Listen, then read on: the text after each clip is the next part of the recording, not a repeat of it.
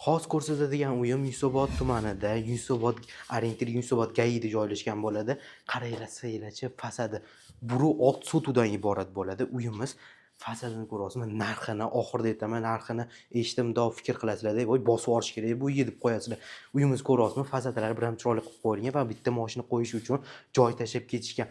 Uyimiz ko'ryapsizmi? Juda ham aniq bor. Vida bori, eng qizig'i shaharda joylashgan bu uyimiz. Shaharga bir qadam, shuna o'zi shahar Yunusobod tumani bilasizlar, u shaharda joylashgan uyimiz bo'ladi. Shuna kirganinglarda bizda o'ng tomonimizda bitta zal qismi bo'ladi. Mehmonlarni kutib oladigan zonasi, ko'ryapsizmi? Alohida mehmonlarni kutib oladigan zonasi va bu yerda uyimizda ikkinchi qavatga chiqib ketadigan zonasi qilib qo'yilgan.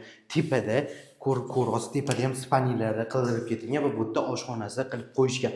Oshxonasi, bu yerda oshxona mebellarini qo'yib olsanglar, haqiqatda zo'r qilib turibdi. Bu yerda endi havo aylanib turish uchun joy qilib qo'yishgan. Ko'ryapsizmi? Va bu yerda birinchi qavatda uyning bu yerda ham ko'rsatib boramiz. Bu ko'ryapsizmi? Bu yerda endi birinchi qavatda ota-onalar uchun yotoqxona qilib qo'yishgan. Duo bo'ylar uchun eng zo'r yechimlardan biri va bu yerda birinchi qavat. Shuni zan tagida bitta sanuzol qilib qo'ygan. Endi tepa ikkinchi qavatini ko'rsatib o'tamiz. Buni chiqqaninglarda biz chap tomonimizda ota-onalar uchun yotoqxona qilingan. Bu yerda o'zini sanuzollar qilib ketilgan va bu tomonimizda detskiy spalniya qilingan. Hozirgi kattaroq xonasini ko'rsatib o'tamiz.